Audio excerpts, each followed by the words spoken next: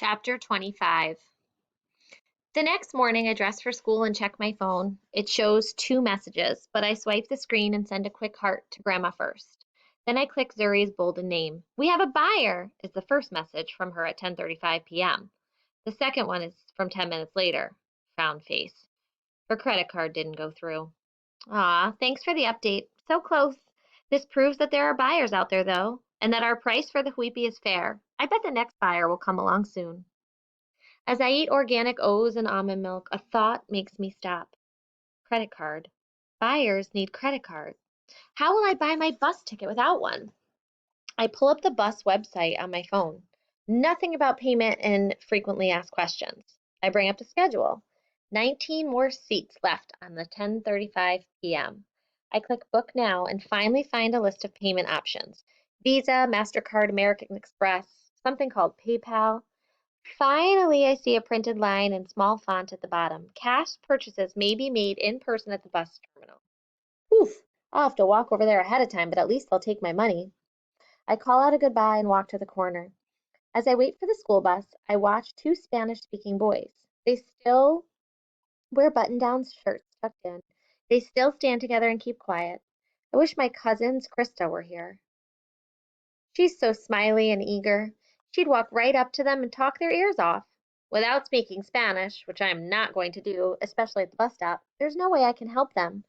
But I wish they felt more welcome. They stand tall, looking serious and kind of dignified, like my dad in his first communion picture. If he were here, he'd make them feel great. That's another difference between us.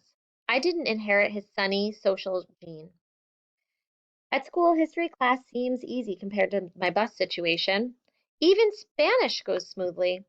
I'm not even worried when Senora Frances calls me up to her desk after class. "Quijana, I'm pleased that you're passing Spanish now. I have to confess, when I heard your authentic pronunciation, I assumed you spoke Spanish at home." She pauses, and I realize that this is a question. "No, ma'am, but my parents do." "So your parents are fluent?" Two lines form between her eyebrows, and I can tell she's trying to puzzle it all out. "So my dad is from Guatemala. My mom learned from school and from being an interpreter there. But they didn't teach me." "I know." I shrug. "Sometimes I wish they had taught me. As a baby, it would have been easy to learn. But whatever. I may never be as fluent as my cousins, but at least I'm passing the class. Even hearing Spanish actually helps. Your R's are just right." She smiles with too many teeth, and I wonder if she feels sorry for me. "When I learned, I started from scratch. Not even good R's. You'll do fine if you keep up with your daily work." So much for feeling sorry for me. "I will, ma'am." In English, Miss May greets us with a discussion question on the board. Describe the personality of the main character in Edgar Allan Poe's The Telltale Heart in 200 words. I read the story last night, but the main guy is pretty strange. He murders someone and then can't help confessing to it. It's so not my reality. My cheeky letters gain confidence as I write. The guy's so bizarre that he starts to be a little more fun to write about. I hear pencil scratching paper until the lunch bell rings. "My hand still hurts," says Zuri as we walk to the cafeteria, shaking out our wrists. She, with the blue medical boot for her ankle now. "I thought I had nothing to say about Telltale Heart until I started writing," says Jaden. "You never have nothing to say," I tell him. "You're like a genius with characters and their motives and stuff. And then there's your writing. Miss May gives you bonus style points on almost every assignment. How can you be all that and a nice person too?" Suddenly I realize we've stopped walking and my friends are staring at me. Jaden gives a little laugh. "Well, wow, what's with all the compliments?" Oh no, I've said way too much. I wonder if I look as stupid as I feel. Zuri jumps in. "I'd say all that too if I didn't know it would give you a big head." She starts us walking again and I silently thank her. "You're already impossible, J-Day." Jaden makes some funny comeback, but I can't hear it over my own embarrassment.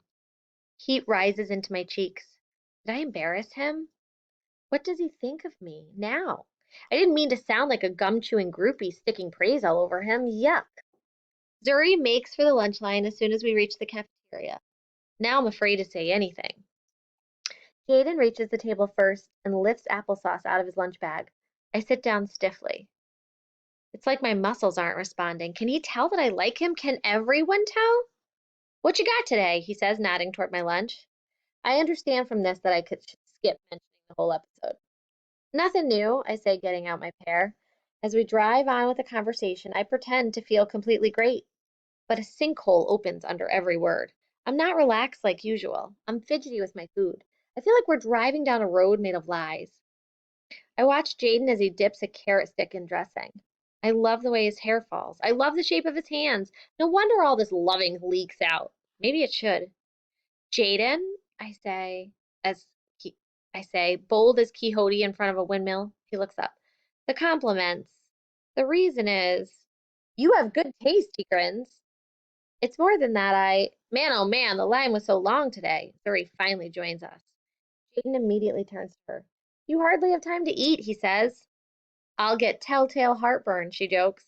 They laugh, but I can't turn away from the windmill that fast. I was all set to tell Jaden how I feel, but my chance has passed. Even when Zuri disappears to get ketchup, Jaden talks quickly about the play and their first run through with costumes. He looks up but never stops talking. It's like he's performing. But why? And why is something in his voice strained, like a guitar string, over tightened? I think he knows what I was going to say. I bet he's talking right now to keep me from saying it. Maybe he can't relax because he's afraid.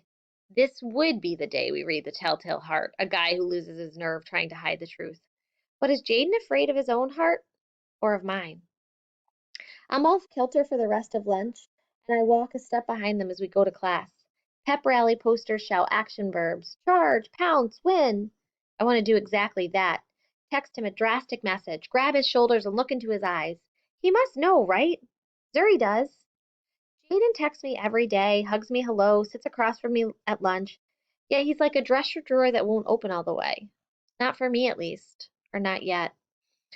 Choir gives me a welcome break. In my usual chair, I feel more like myself. We mark dynamics in our music, noting where we'll sing louder and softer. Maybe that's the problem with Jaden. I turn up the volume too loud, too fast. I'll try a little decrescendo and see what happens.